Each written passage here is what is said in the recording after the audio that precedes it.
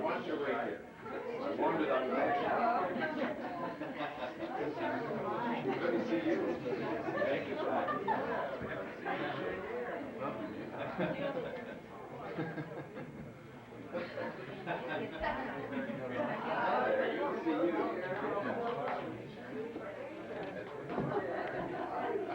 How you doing?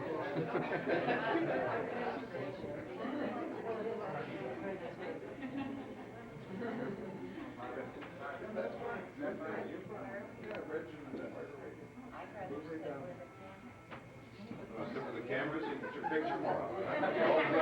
Yeah. Want to cross that? Well, Tony can sit there. She wants to have it back. Oh, okay. Here we go. Don't let me pull that out from under you. Right now. Then I'll have to adjust you 4 times.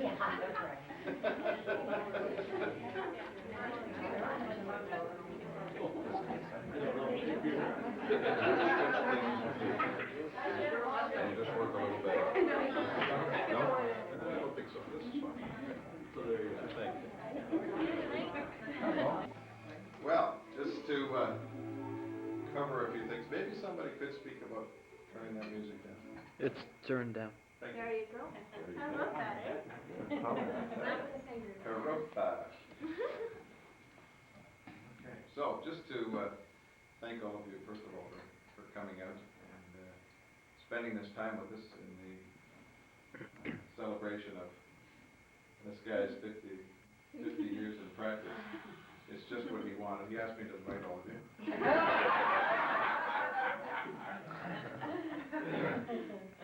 There were a few people who weren't able to make it, and I'd like to mention that. First of all was your grandson Tyler, who you already spoken to this evening. That's right, and he had a ticket already to go, and at the last minute the faculty decided maybe he should stay for some exams. So he's writing exams the first of the week, so he needed to stay and study, so he'll see you in April, but he very much wanted to be here. Your sister Dorothy, knowing your soul, sends her best and was wanted to be very much a part of this, and we're going to make sure that we send home a dessert for her, right? Yes, that's on the list. We're looking at it. Okay. Shock, a lot of shock. And your sister-in-law Shirley Eidt from Toronto sends home her best. She very much wanted to be here, but she was tied up with grandchildren well in advance and wasn't able to make it. Swim meets and all kinds of things like that. Dr. Greg Roberts and his wife Lynn, as you know, my associate, they had things on prior to becoming aware of this and weren't able to attend. An old family friend, I was speaking to him this morning actually, Dr. Don Vigiani from Toronto, and telling him about this particular event, and he wanted to be remembered to both of you. Don, for those of you who don't know, is probably best known as the godfather of chiropractic in Ontario, with a small G, I think. Don has played an important role in chiropractic for many, many years and continues to, and is a close family friend for quite some time. Another fellow, going back to Chicago days, Dr. Herb Lee. Wow. Herb passed his 50th anniversary in 1991, he reminded me. And when I asked him, how many of you fellows do you think there are in Ontario, he said, I don't think there's very many. Yeah. There aren't really very many people who have actually practiced 50 years in the province of Ontario. Probably you can count them on your hands and feet at the most. Not very many who have reached this particular level of achievement. And Herb would know, because Herb's the president of the Canadian Chiropractic Historic Society, and so he knows these things. And he said, no, there's not very many of us actually that have reached that. He was aware of your good friend Roger Part with him. Passed that point a couple of years ago. So Herb wanted to be remembered to you. Now, here's the fella, Dr. Bill Wadland. Dr. Bill Wadland is 93 years old, living in Stratford, a chiropractor in Woodstock, Ontario for many years. And ironically, a classmate and roommate of mine bought his practice and still practices there, Dr. Graham Barnes. had a chat last week with Bill. Bill just had a pacemaker put in so he could cross-country ski this winter. But he was staying in this winter and just didn't really want to get out, but he certainly wanted to let you know that he was very proud of your achievement and what you'd accomplished. And Dr. Bill Wadman is actually the one who talked my dad into becoming a chiropractor back along the way. We're going to hear a little bit about that a little later on. But while I was speaking with him, and I always enjoy talking to Bill because Bill is one of those old-time chiropractors who,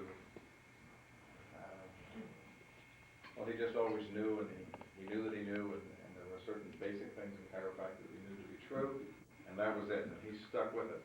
And at a time when it wasn't easy to stick with it.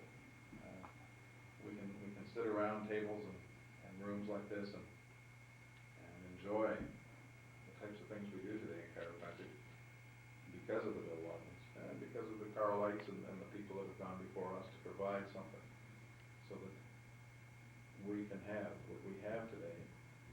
And I'm not talking about in a monetary way or a success way, but just to see the types of cases we see and be able to help the people that we help. But he told me this story, and you maybe never heard this story before, on how Bill Wadman became a chiropractor. No, I'm going to tell you, because it's quite a story. When he was 13 or 14 years old in Woodstock, Ontario, he had what he called severe bilious headaches, the type that make you nauseous, and he had to go to bed for 3 or 4 days at a time.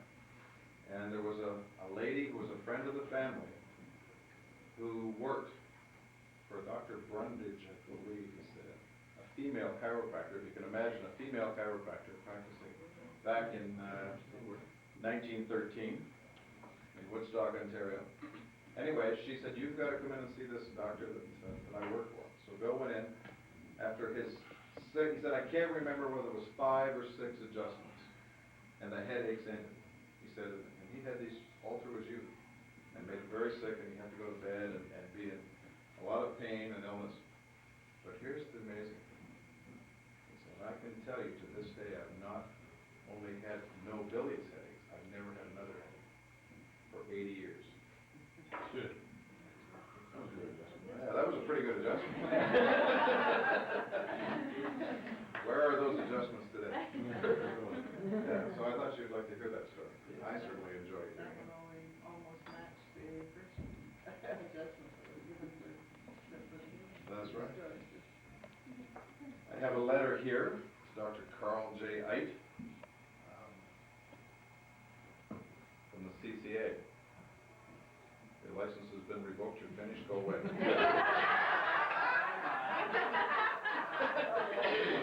No. Dear Dr. Eidt, on behalf of the Canadian Chiropractic Association, it is my pleasure to join with your family and close friends in congratulating you on your 50th anniversary of active chiropractic practice. This is quite an accomplishment given the physical strain we put our bodies through in just 1 day of practice, let alone 50 years.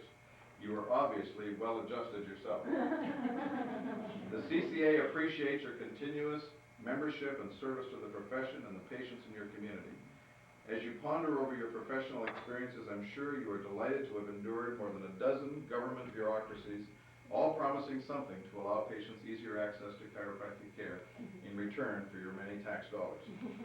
We'll all try to keep up your good work. Thank you and congratulations. Yours most sincerely, Donald J. Henderson, President of the Canadian Chiropractic Association.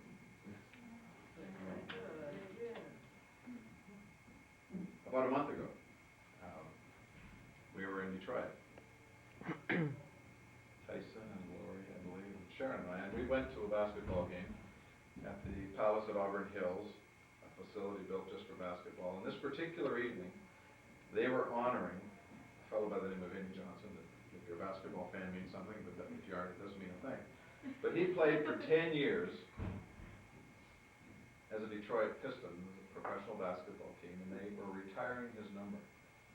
And there were 22 or 23,000 people going crazy. They had lasers and fireworks, and it was quite an event. But as I stood there, I thought about tonight. And I thought, here are 25,000, 23,000 people going crazy about a guy who did something for 10 years and did it well. And I thought, kind of statistics as this man put on the board over 50 years. And when I thought about it, and I happen to have a mind that works this way, I realized that in 50 years he's seen enough new patients or cases, the total of the whole population of the town of Tillsonburg. He's had enough office visits to have seen everybody in the city of London at least once.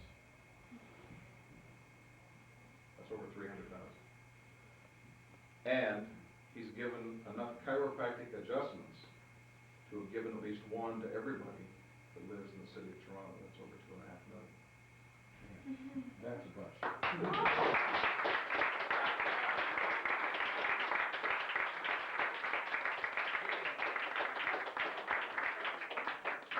I think that's remarkable.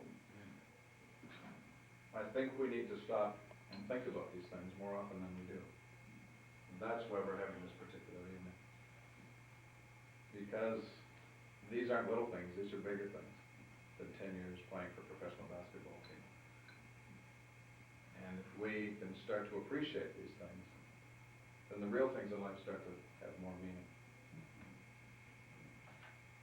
Something started back on March 6, 1944.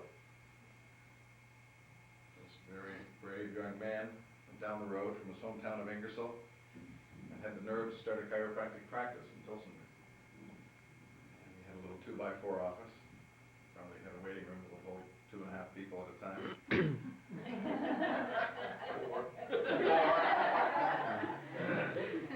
Seemed even small to me as a child, but anyway. He got started, and things worked out very well, because on February the 14th, 1945, less than a year later, he got engaged to a lady that happened to be a patient of his. And just a few months later, on June 2nd, 1945, they got married. And they're still here together. I think that's pretty exceptional, too. So this was down on Baldwin Street in Tillsonburg, and I was just reading something recently, that the important thing about picking a place for practice is its location, location, location. Well, he was about 3 doors from the main intersection in Tillsonburg, so he even had a sense of where to be at that time. But what I remember about the Baldwin Street office as a little whippersnapper was that I remember Wednesday afternoons especially, because on Wednesday afternoons that was his time off. I mean, he used to work, I can remember as a youngster, particularly in the summer, because there were all these people in town for tobacco harvest, and you worked when the people were there and when they needed you, but you'd be working till 9 or 10 o'clock at night on a Saturday night in the summertime. And but Wednesdays were special, because that's when everything stopped. And I got to go to the office with Mom and Dad while Mom and Dad cleaned up the office, and then when it was all done, we went next door to the Mayfair lunch and got hamburgers and took them home. And that was a big celebration. That was a big deal. So that's how it got started. And then along in June 1955, approximately, some things worked out that life has a way of moving us along. And so anyway, he got kicked out of that office, and so anyway, basically the owner wanted the space for his son to expand the restaurant business or some kind of thing that was going on at the time. This was a tragedy. I mean, in our family, I remember I was just a little guy, but I remember my dad was just like, where am I going to go? But things worked out.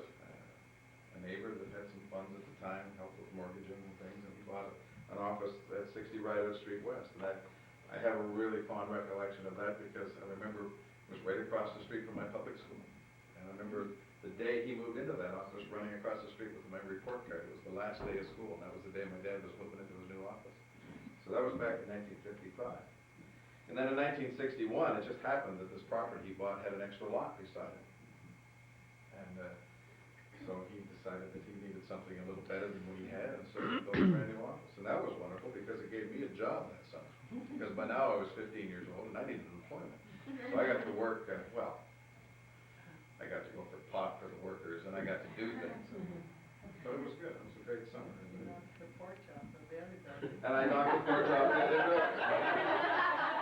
Well, I was just learning to drive. Didn't mean to knock the porch off the other building. You never forgave me for that, did you? But in the fall of 1961, he moved into his new office and pleased as punch that he'd done this, a brand new office, a brand new building, and rightfully so. And then along on the 7th of December, 1972, just 4 years after Sharon and I were married, exactly to the day,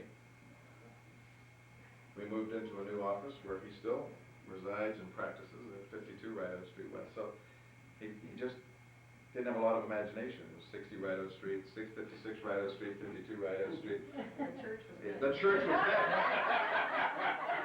And they wouldn't sell. He wanted it, but they wouldn't sell.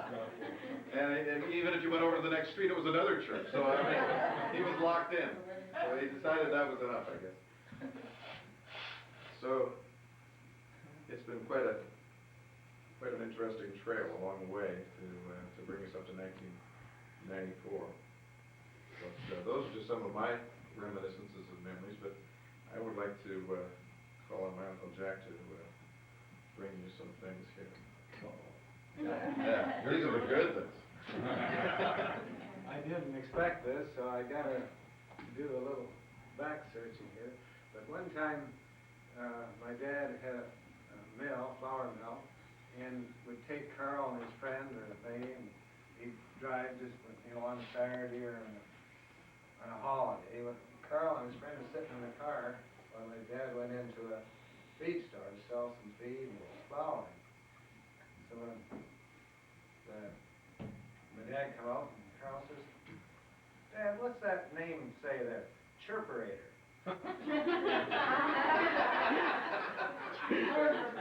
Well, it makes you feel good by massaging your back. Isn't that correct? No. Well, then you told me that story. I pronounced it wrong. No. Pretty well. Well, I guess that's... But then the other thing, he was going to school. And I was in the Air Force. And in the Air Force, Canada wouldn't do this for you. You go across the border, they give you a gallon of gas for each day leave you. And I had another buddy with me. So we got this gas and we could run around the car. But then I decided, well, better go and see my brother. We didn't have enough gas because I had to get my cousin so many gallons to have the car. So my buddy, he left and I went to Chicago, where Carl was learning the trade of being a chiropractor. Went down there and Carl said, "Hey, let me get at you here. I'll show you, make you feel good." So, he's still trying to get that right today. He bartered me up there and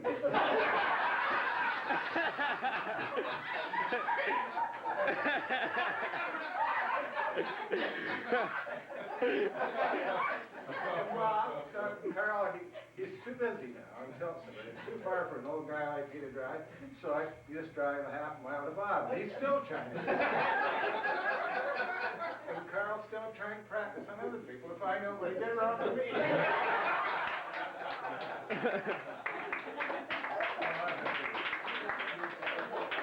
Thank you for your kind words. That's why you have to keep practicing.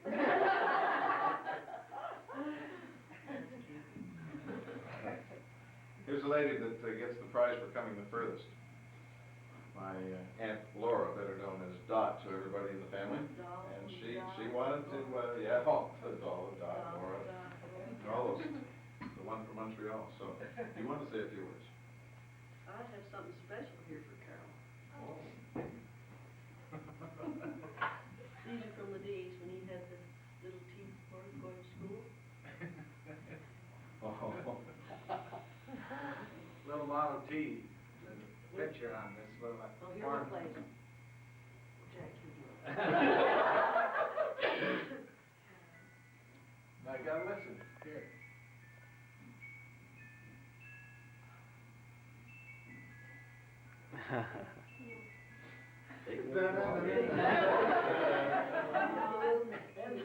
This is a Blue Jays theme song. Take me off the ball game with a little teeth for it. Model T Ford. Yeah, I heard some stories about that Model T Ford. Well, I You should were going to have see about it. that Model T. Yeah. We'll talk later about the Model T Ford. That's my only speech. I'm Thank happy you. to be here and all Oh, that. we're delighted to have you. Thank you. For coming. I have to ask Jack. Yeah, but you got it, you Well, got I'm it. sharp, I tell you. You're only gonna learn chiropractic just as fast. I'll give you another 50 years. Okay, I'm gonna call on my good friend and friend of my dad and mom's, Dr. Christy Monroe from Guelph. So if you want to say something on this to them. Well, I met Carl and Esther through Robert and Sharon, and we were down the road quite a while, and literally, listening miles. But one of the things I'd share with some of the young doctors here and their CAs is that sometimes when we go to school, we think we've heard it all. You know, we've learned it all these technique classes and all this stuff is so smart. God, the real doctors. Well, Bob needed to be away at a seminar, and I was asked to see if I could cover his practice, so I went down. And I've always had fun adjusting low backs. I don't know why, but I have. It's been very creative. And Carl showed me a technique that he invented. And it is an amazingly simple technique. And I have used it on hundreds of patients. And when I get a hot low back that is just so cranky, so miserable, that's the technique I use. And it always works and it never fails. And I learned this from a guy who's been at it in Tilsonburg, and nobody knows where that is, except for smoking faggot. And so here was an idea that came forth through a man. And so often we think that it's all said and done. And that's the thing I love about our profession is, it ain't all said and done. And 50 years is just the beginning. And thank you so much. Thank you. Real privilege.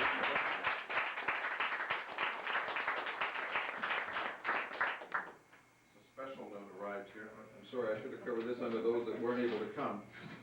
It's to Dr. Carl J Eidt. I know you'll have a wonderful time at your party tonight. Stop. I'm sorry I'm not allowed to attend your special evening. Stop. I'll be thinking of you all the time. Stop. When it's time to leave for home, please, don't stop. All my love, Buffy. You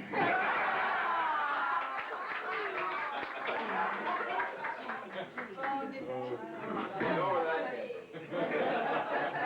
Oh, thank you very much. Poor old Papa. Poor old Bob.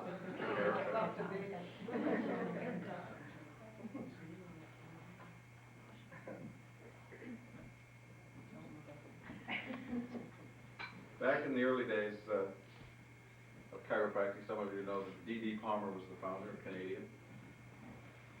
And he was the founder of chiropractic, but it turned out if it would have been for D.D., we probably wouldn't have had chiropractic today, because D.D. thought it should all be kept in the family and, you know, just make a living at it, and it was a great secret and keep it within the family. Well, fortunately, he had a son by the name of Bartlett Joshua Palmer, B.J. is affectionately known.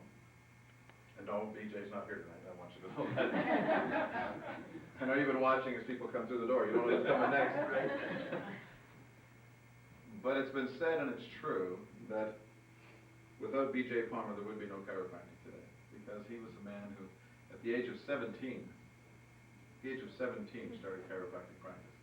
He had a sensing in his heart and his mind there was something right about chiropractic, and that the world was going to have it. The chiropractic was for the world, and not for chiropractors. And so he set out to accomplish that, and to the degree that he did, 1961 until his demise, he accomplished that. But even more important than that, I've heard this said by some of the old timers, that if it wasn't for Mabel Heath Palmer, Dr. Mabel Heath Palmer, B.J. Palmer couldn't have done what he did to create what he did in chiropractic. And I can certainly say after 25 years of chiropractic practice that I wouldn't have been able to do what I've done, to whatever degree that is, without the support and the assistance from Sharon. And that's something that is very special in chiropractic. Something that sometimes gets overlooked today. With younger graduates, they don't really realize the importance of what it really means to have a lady that's with you. And not behind you, but with you. And there's a difference. And I've known that, and obviously B.J. Palmer knew that. And I'm speaking about my mother, of course, here, who, in days when it wasn't nearly as easy as it is now, was there and supported what it was that Carl was about. And that's something. But what's even greater than that is that now, as they're just a couple of days from starting their 51st year in practice, she's even there more than she was back then. I think that's really remarkable. And so, in as much as we're celebrating your 50 years in practice, we're just as much celebrating the fact that the two of you have done this together. That's what's remarkable. That's what we're celebrating. So if Erica gets out of the closet, gets in here, we have something for you, Mrs. Dr.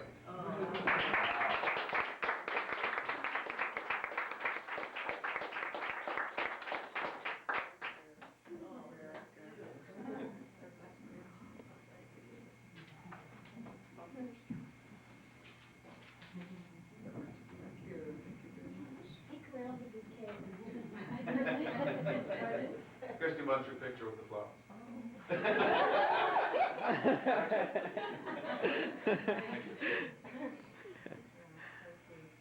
you, Bob, for all those kind words. They're only true. Well, some years ago, Sharon and I were able to, together with a lot of folks and friends, pull off a surprise on your 25th wedding anniversary, and then back in November, you got even. You pulled it off on us. And you really did, along with our wonderful offspring. And that was an exceptional evening. So I didn't want to let it go a long time. We talked about this, and Sharon and I just really didn't want to let it go a long time before we got one up.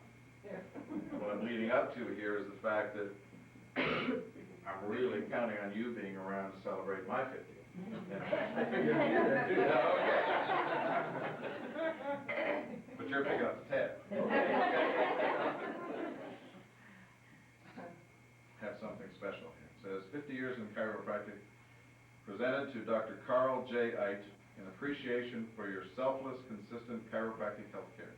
From family, colleagues, patients, and friends, March 6th, 1994. 50 years in chiropractic. Thank you.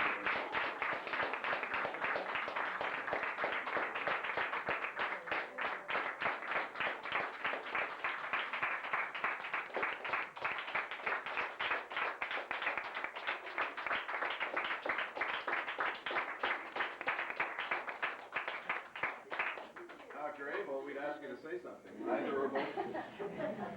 Say something?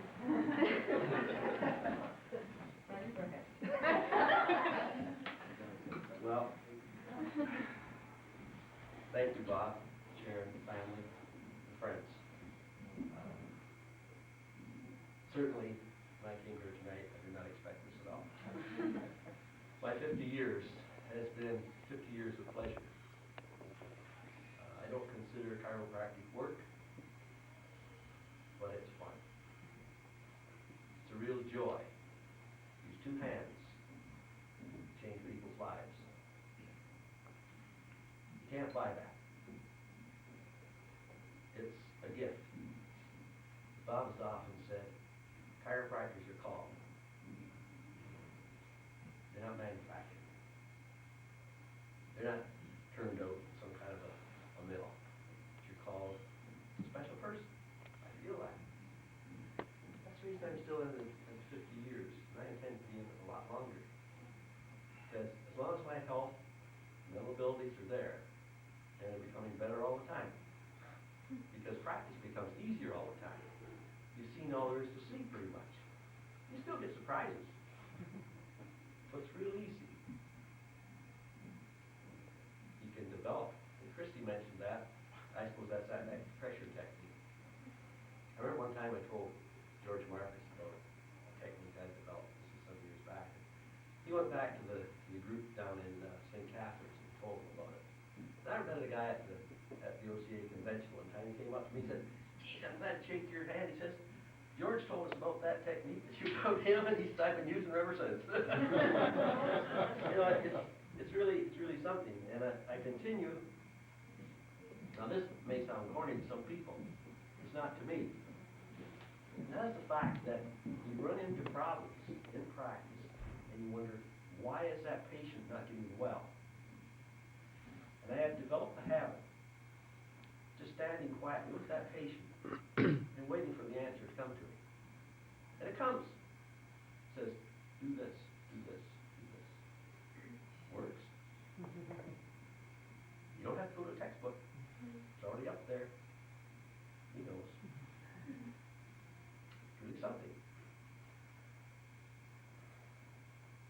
Jack's story. Right, okay. I'll listen a little better. I suppose, I don't know how old I'd be. I don't know, 8, 10 years old, I suppose, or whatever. And went down to Tilsonburg with my dad. I got that part right. Yeah. You didn't know who it was. It was Slug Curly. Anyway, we were sitting out in the car waiting for Dad. He was in the Dominion store selling flour. Saw this thing. We talked about it. Gee, that's a big word. And he's right, chirper. That's what we thought it was. So my dad came out, and I said to him, Dad, what's chirperator? My dad, real disgusted. Now, my dad was a flour miller. And I don't suppose he had more than grade 8 education, but he knew the word chiropractor. Because he used to go to a chiropractor when he was with a bad back. I've seen him crawl up the back stairs of the house on his hands and knees with a bad back. Now, I don't know if that made me a chiropractor, I don't know. But anyway, sees this sign, chirperator, that's chiropractor. I said, what do they do? Well, he says, tell you. He says, they put you on this table, you lie on your stomach, and then they take the center part away, and they just jump on you.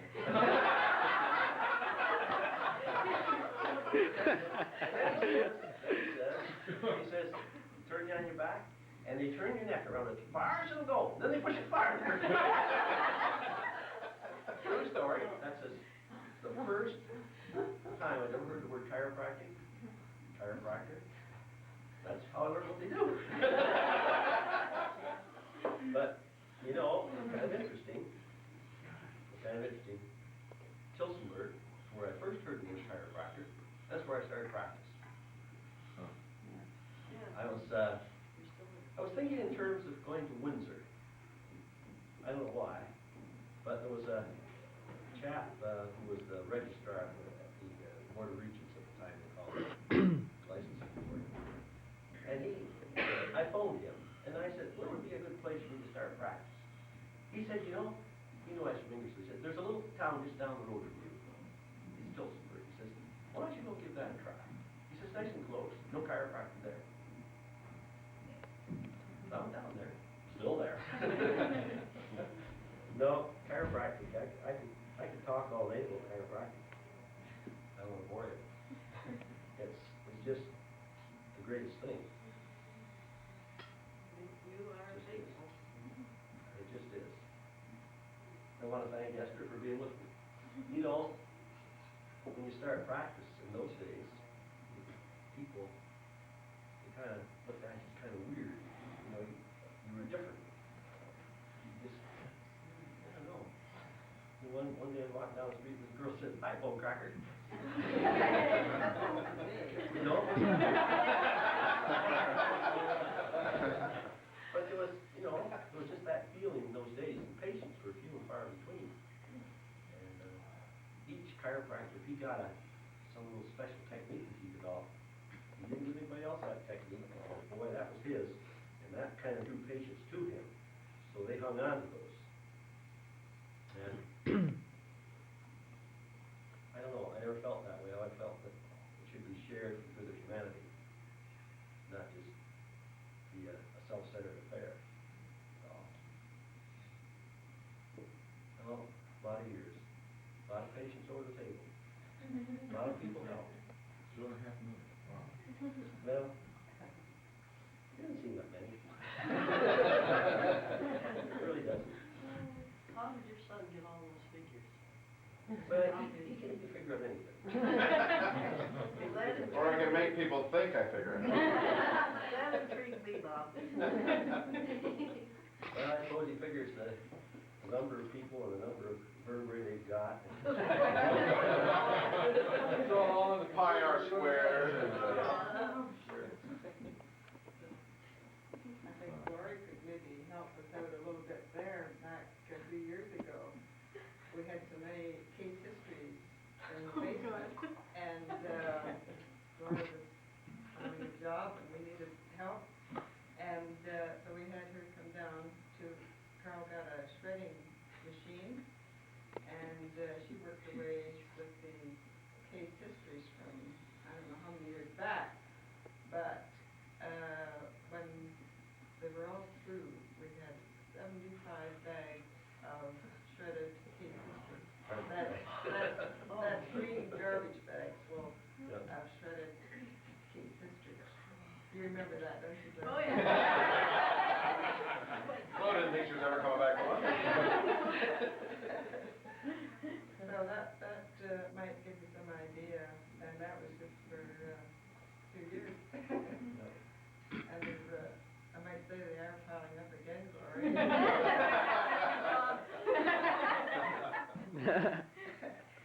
You're available. When Bob started out talking today, I thought to myself, what's that TV show, This Is Your Life?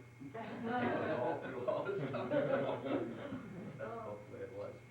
Well, I shan't bore you further. I certainly thank each and every one of you for coming this evening, for Bob, for this evening. I certainly didn't intend it to be like this. As I said to Bob, I said, you know, I was very quiet to get into practice. First day of the patients. You know? Real quiet. And it just, I said, no, so it's 50 years, so what? He said, yeah, but you're going out, it's not the end, you're going on. I said, that's for sure. Okay, thank you each, every one of you.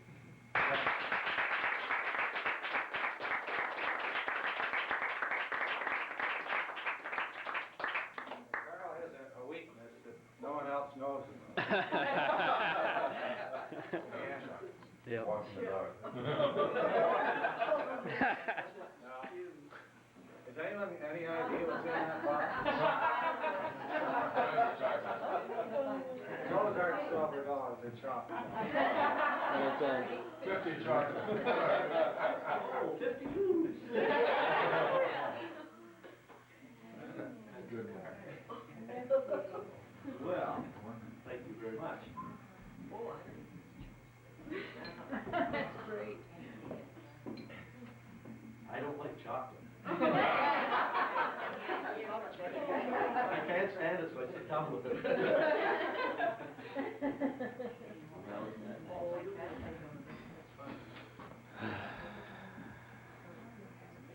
Well, maybe not, I can't hold enough. We just like it home.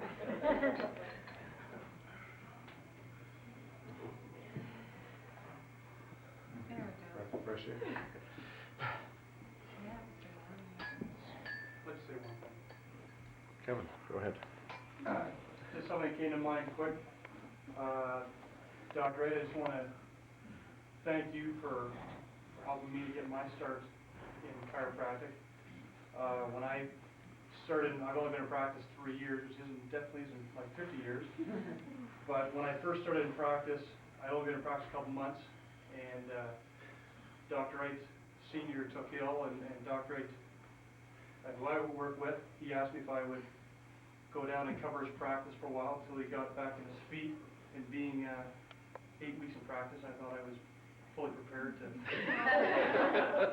to go down and see 30, 40 patients an afternoon. The one thing that I mentioned to Dr. Eidt Sr. that I just wanted to say again, because I always remember it, is I'd never seen any kids in practice before I'd gone down there. And one of the gals that came into the office, she started talking about a colicky baby. I said, oh, no problem, colicky babies, I can take care of them, no problem. Bring the baby in. So she did. Brought this colicky baby in, and she said the baby's not eating, it's not sleeping, I'm not eating, I'm not sleeping. What should I do? And I said, oh, just put the baby down the table and be back in a minute. So I ran down the hall and I called Dr. Eidt. And I said, and I was mad, I said, I've never seen a child, never seen a baby. I said, what do I do with a baby? I said, what do I do? And he said, just adjust it and hold the phone.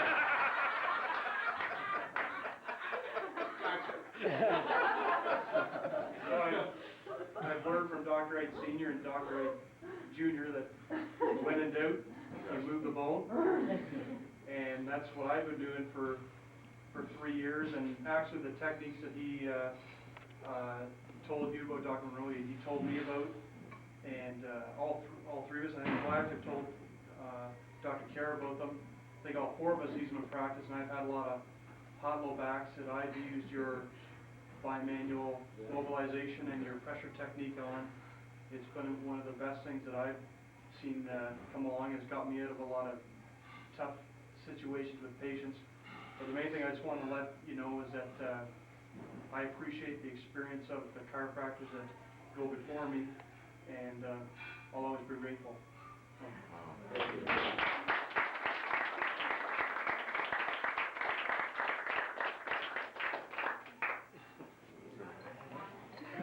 As part of the clinic there, as the cleanup committee, over the last 16 years, as a patient, as a friend, both with Carl and after, it's been wonderful.